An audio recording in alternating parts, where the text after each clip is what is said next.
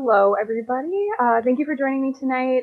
My name is Aurora Daniel. I am the current LISA president for the 2025 calendar year. And tonight I'll be going over SLIS student organizations and leadership opportunities, as well as the elections timeline that will be taking place in November, so next month.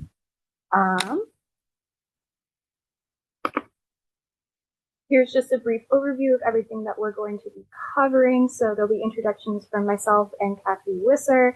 It's an overview of SLIS student organizations, some highlights of what the experiences you'll get as a student leader would be, and the expectations for you, how to plan and run events at SLIS, and then finally elections timeline and a Q&A. The Q&A will not be recorded.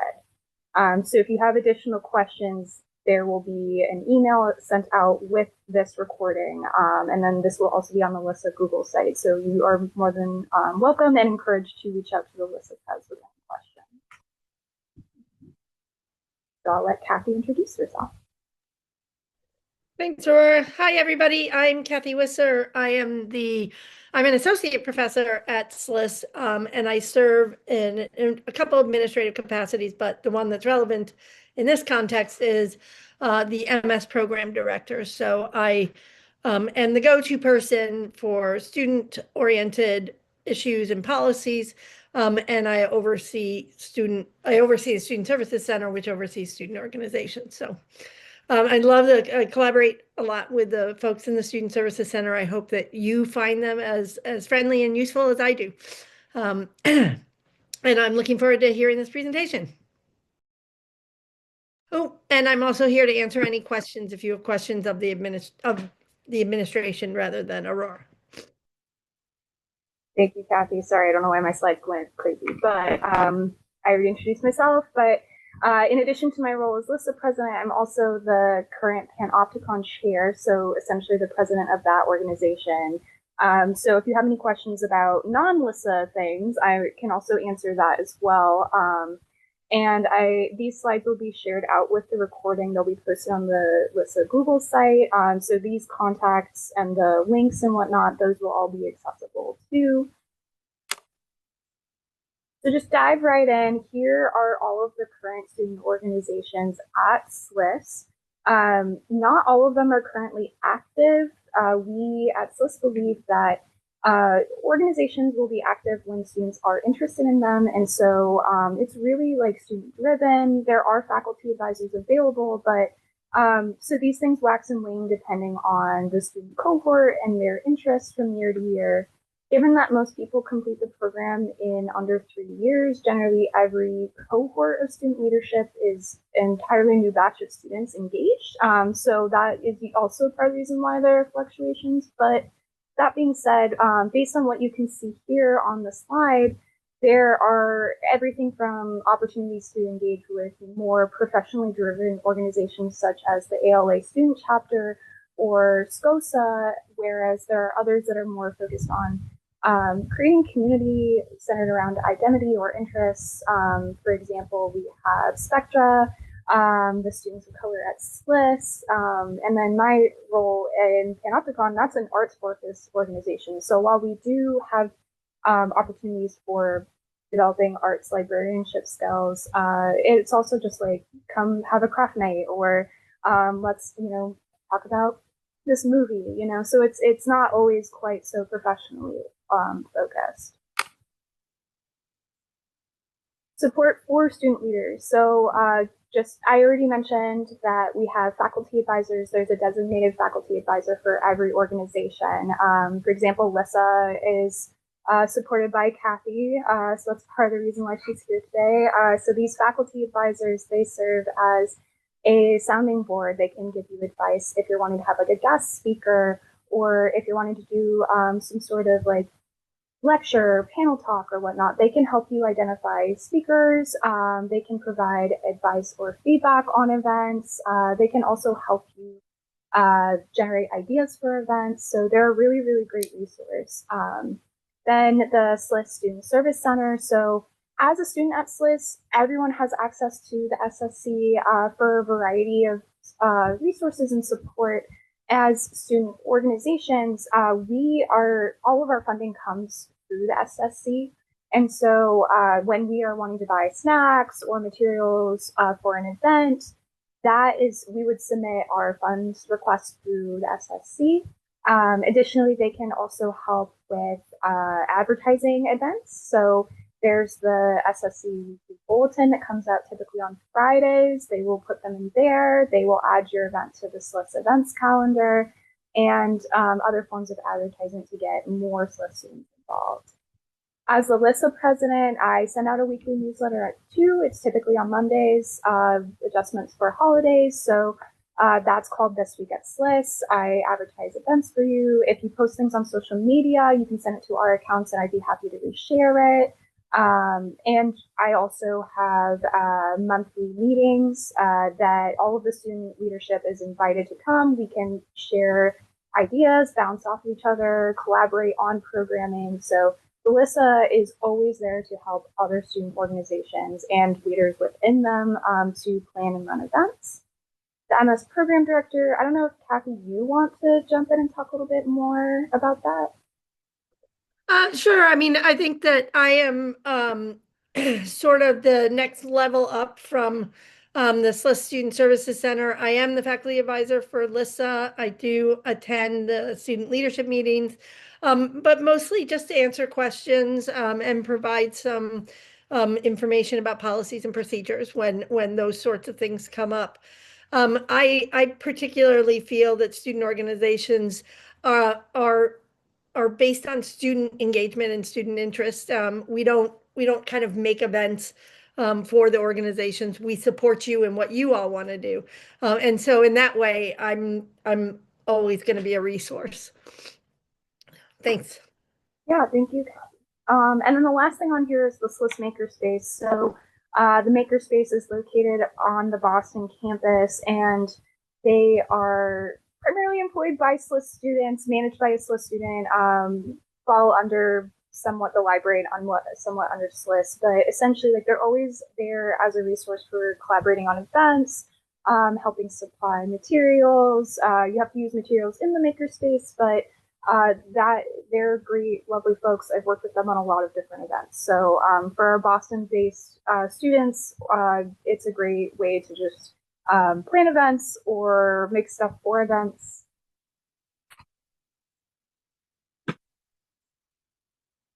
So the experiences that you'll get and the expectations that we had for student leadership. I'm actually going to start with expectations. I put at the top sort of the weekly demands. As the president or chair of an organization, I'll give a caveat with LISA. There's a little more with LISA, but it's generally about 3 to 5 hours per week. I would say as the LISA president, it's probably more in the like 5 range. Typically, I end up spending a lot more time just because I have to write weekly emails and attend meetings.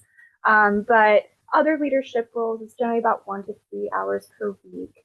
We are creating, alongside the announcement for elections, we're creating a pamphlet that will have an overview of every organization and the hour commitment per week for each role within that organization. So if you would like more information on that, you can always email me or keep your eye out for that email.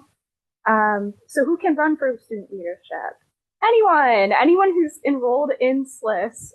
So that can be just one class for the entire term of the position. So for this upcoming round, this will be for both spring and fall 2026. You have to be in at least one class in both of those semesters. But otherwise, there's no prerequisites. You don't have to have been involved in a student organization before. We're just looking for people who are really invested in building programming, connecting with other students.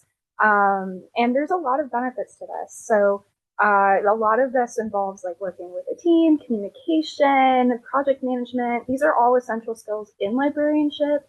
And to me, it's been a very low stakes environment to try out ideas such as like a book club or a career talk or, come check out this department at Simmons. You know, there have been things that have gone really well and things that not a lot of people came to. And so it's been a very low stakes environment to try out different things that sound interesting to me and see whether or not they actually interest other people.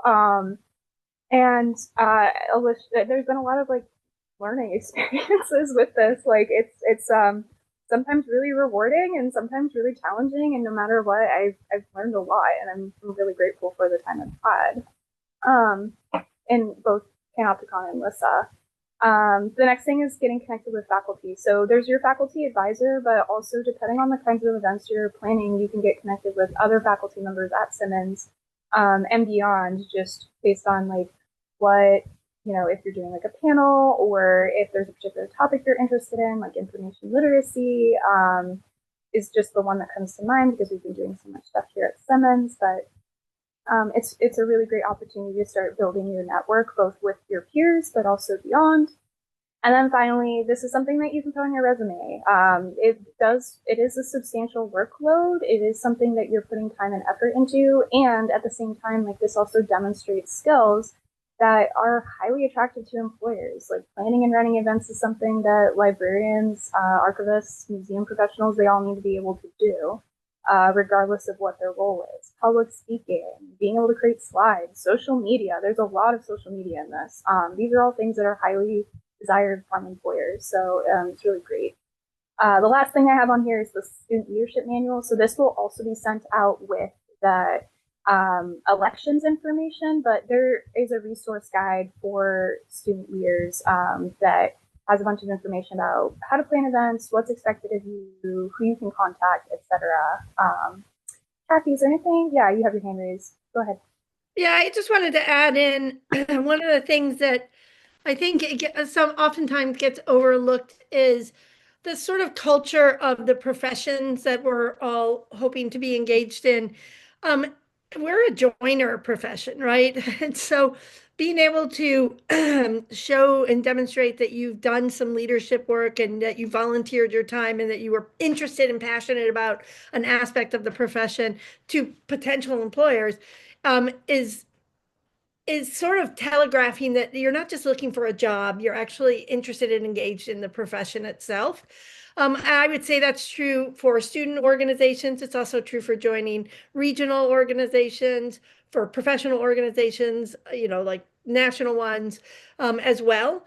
But actually, not just joining, but actually saying, hey, I can talk meaningfully about what I did in that role is equally important. And it's just a really great way to show your commitment to the profession, or, you know, and it's an early, and as Aurora said, low stakes, like this is low hanging fruit, stakes way to get started on that. So that's my pitch for student leadership. And I was involved in student leadership in my MS program as well, and my PhD program, and have been involved professionally in engagement my entire career. So, and it's really been a benefit. So, and I met a lot of great people along the way too. Yeah, thank you, Kathy. If anyone's going to tell you that this is a good thing to do, like listen to Kathy. I can sell you on it because it's beneficial to me, but like, you know, Kathy has decades of experience to like call back on and show that it's very worthwhile. So this is a different kind of student leadership opportunity. This SLIS Student Advisory Board. It for those who like looked at the other requirements and thought, I don't know if I can quite commit to that, and or if you're interested in being involved in a student organization, but you feel like it's a little detached from, you know, improving the SLIS student experience. The SSAB is the opportunity for you. So it only meets 2 to 3 times a semester to gather feedback on different issues that impact the SLIS student experience. So I've included some past topics here on the slide, but essentially what we're looking to do is figure out how can we better improve like communications, aligning how SLIS administration functions with SLIS student expectations, and improve the SLIS student experience. So this is driven both by like what the SLIS administration wants feedback on, as well as what the SSAB members themselves want. This was the very first SLIS student leadership thing I got involved in, like my very first semester. And so it's been really rewarding to me to both be a member and then this past year serve as the chair, which is the other part of my job as the LISA president. I am the chair of SSAB, and so I have a little bit of experience with both. So if there again are any questions about how the SSAB functions and what it does, I'd be more than happy to answer. So now here's the main thing, the bread and butter of being a SLIS student leader. It's event planning. So I'm going to go over what kinds of events you can. You're not restricted to these things. How to plan, funds, that's like the most important part of it, and then reporting. So there are two main categories. There's professional development focused, and then there's social events. So professional development, it's not expected as a student org that you do anything like that. The SLIS Student Service Center does programming that is focused, especially in April, typically, on career education and preparation. However, there are different things that you can do. So you could have a guest speaker, such as like, an informational interview type setup, or a panel of guest speakers. Currently, Panopticon is going to do a panel next Friday in conjunction with the New England chapter of the Art Library Society of North America. So there are ways that you can kind of make this very built out. And then like, for example, SCOSA did a panel this past spring of SLIS faculty at Simmons who talked about issues regarding what is going on in the currently and executive orders and whatnot. So there's a whole range of things. You're not restricted to what past student organizations have done, but there are what we included here, some other examples. So touring libraries and archives, workshops on particular skill sets, and the SSC, if you're like confused or unsure if it's something that you should be running, you can always email the SSC and see if they're planning on doing something and collaborate through that. Then there are social events. So I've put a ton of things here on this slide. Again, you're not restricted to any of these. These are all things that have occurred through various student orgs over the last year. But the big thing is like wanting to create community at SLIS, and it can be focused like very specifically to what your organization does, or it can be more general. So book clubs is always a safe bet. We've gotten a ton of engagement with book clubs in different student orgs. No surprise, it's a library information science program. People like to read. Game nights, movie nights. You can do these things in person and remotely. A lot of orgs will do both an in-person and remote event. So if you're involved in student leadership, but you're not based in Boston or in Western Massachusetts, like that doesn't mean you're restricted. Then there are other things that are like asynchronous. So raffles are a common thing. We just did that where we raffled out some Simmons swag for a bingo card event. But yeah, there are a lot of different things you can do. You're not restricted to this stuff. Really get creative. And again, it's low stakes. So if you try something out and it doesn't get a lot of engagement, just try something different. Or get feedback from the people who were there about why they were interested.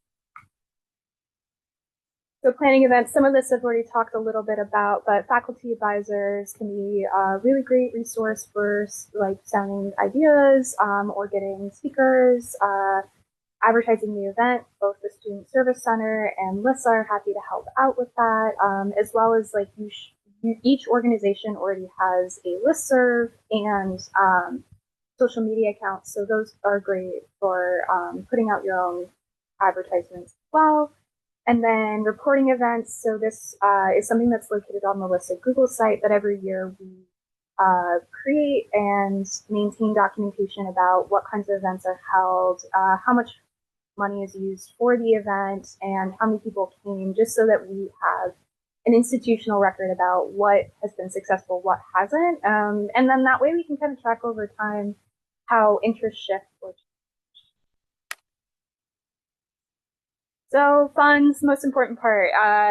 The Elected positions are held on a calendar year basis. However, funds are on an academic year basis just to align with the fiscal year at Simmons. So that means that when you start as a student leader in 2026, there will be an amount of your funds that are probably already used by the last board.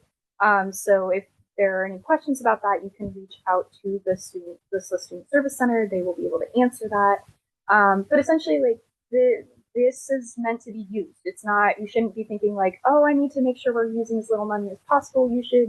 You're highly encouraged to use these things. Bring snacks. People love food. Um, spend money on materials and whatnot. And if there's ever anything where you're really confused, there is a document created that lives on the LISA Google site and will be sent out by the LISA president about how to request funds, what they can use for, and how to get a hold of the SSC.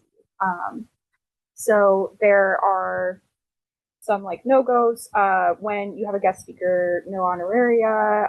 If we're going to buy them like Simmons swag, we need to go through the bookstore. With regards to catering, so we can get catering through Simmons. I actually just did this recently, and that way it's just already billed through Simmons. If you're buying snacks, let's say like you wanted to get some chips and soda or something for an event, outside of Simmons, you will get reimbursed, but there's a limit on the taxation. So because Simmons doesn't pay taxes, you can't get taxes reimbursed. So that means like you're encouraged to buy things through Simmons when possible, just so that way you're getting fully reimbursed, or you're not even having to pay the upfront costs. Like Simmons is just taking care of that for you. But that doesn't mean you're restricted to it. So there's some wiggle room there. But again, any questions and whatnot on how to use funds and what they can use for, that will go to the SLIS Student Service Center. Kathy, is there anything you want to say on that? No, I think it's pretty clear. I mean, we do have good, clear guidelines on what you can and cannot use the SOS funds for. Obviously, no booze and no honoraria. And the honoraria issue is really around tax documentation. So they would have to fill out a 99, and I mean, it's just the process is overly burdensome for giving somebody a $50 check. So instead, we really encourage people to give them thank you gifts. So, so if somebody's coming to speak to your group, go through the Student Services Center, but look at the bookstore and say, hey, I want to buy, like a Simmons t-shirt for this person or something like that, is a really good way to do it. If you want to buy something not through the Simmons bookstore, we ask that you ask the Student Services Center to purchase it for you, because they won't have to pay tax, right? Because they're buying it for Simmons. If you need to mail stuff, we want you to do it through our copy mail center. We don't want you to mail it on your own. And a lot of this is just to make sure that you're not putting out any personal expenditures. We just want to make sure that, we are able to support this.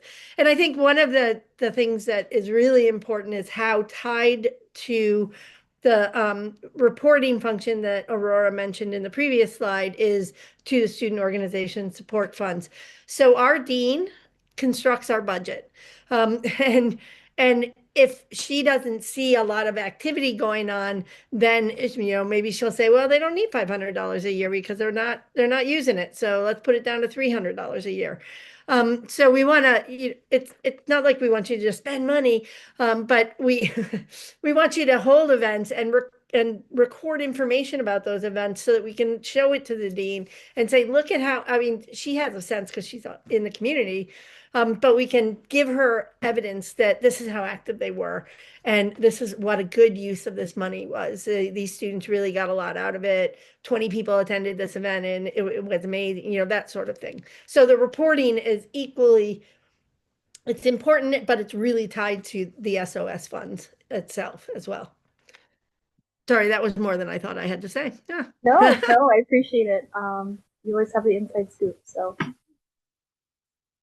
all right. So now the exciting juicy bets. Elections timeline, and this again will all be on the LISA Google site. So if you need to refer to it, it will be there. But essentially, we're gonna send out an email on Monday, November 3rd. allowing folks to self-nominate. There will be a form that you just put in your name, what under what positions you're wanting to run for. You're not restricted. You can run for multiple positions. As stated, I am involved in 2 student orgs in different positions, so you're not restricted in any sense. And in that email will also be the description of organizations and the time requirements / duties for each position, as well as the SLIS student leadership manual. So there will be a week for that. Then the following week, beginning Monday, November 10th, we'll have elections voting open for everybody. It'll just be a Google form that folks get to select which names. If you didn't submit your nomination the first week, you can write your name in the second week. The following week, the SLIS Student Service Center will be confirming this. So all of the elections are managed by the Student Service Center, not the LISA, meaning that like this is all determined and taken care of through not students. So that way there's not any like nepotism or other like conflicts of interest that are coming up. It's all managed by the Student Service Center. So that way that they can confirm that, yes, you are interested, you're available, and they can put your name on the announcements. And then finally on Monday, December 1st, we'll announce the whole new cohort of student leaders. So that's it for my presentation. Thank you so much for those who could be here today. Kathy, do you have something really quick? Yeah, so the SLIS Student Advisory Board has a slightly different model. Is that right, Aurora? Because that is formed actually in January after the list of president, and I think of it, and not as chair, I think of it as convener, SSAB convener is elected. Then there's a separate process for nominating yourself for the SLIS Student Advisory Board. I think it's really important for anybody who's considering self-nomination. I mean, it's student organizations work if students are actually interested and engaged in them. And so if you do want to take on a leadership position, it's because you actually want to do stuff, right? And it's really helpful if everybody in the leadership of an organization kind of has a common, like, yeah, we're here to do stuff kind of attitude about it. The same thing with the SLIS Student Advisory Board. It was designed to it was created, and it's been around for about 4 years now. It was created to help us have a self-identified group of students who are actually interested in giving us input in in SLIS. And so the design was to say, well, we have some questions that we'd like students to give us input on. And I think the students probably have stuff that they want to tell us. And so the SLIS Student Advisory Board, you all figure out how you want to make it work. The LISA president is the one who convenes it. We give the LISA president, okay, so here's some questions that we have that we'd love for you all to talk about and consider. And then you tell us what the agenda is for our meeting. We have a meeting with administration once a semester, and it's towards the end of the semester because there's work up to then. And the intention was for students to be like, yeah, I'm interested in giving feedback and being a part of this. And it really came out of an initiative. We were looking at our mission and vision statement. And and so we sent out a vision and we got like 3 people responding to us. And so I was sort of like, how can we generate a little bit more I guess, commitment to providing input to the school from our students. And that's why the advisory board came about, so that the students could self-identify as somebody who's interested in being engaged in that way, and therefore is making that commitment. And the commitment is pretty low, as Aurora detailed, in terms of it's 2 to 3 meetings. And then the LISA Pres goes to the administrative meeting, but everybody else is invited as well. So I think that's a really important aspect of student organization leadership. It's also a really important thing to think about as you're entering into your profession, and you get put on a committee, and you kind of got to show up for those meetings. It's a big deal if you don't, and so it just gives you a little bit of time to practice that sort of professional behavior as well. So sorry, that was a lot more words than I thought it was going to be. No, it's okay. Don't apologize. That's really great information. Yeah, so I'm gonna go ahead and stop the recording and then we can take questions. And that also way I can stop sharing my screen. So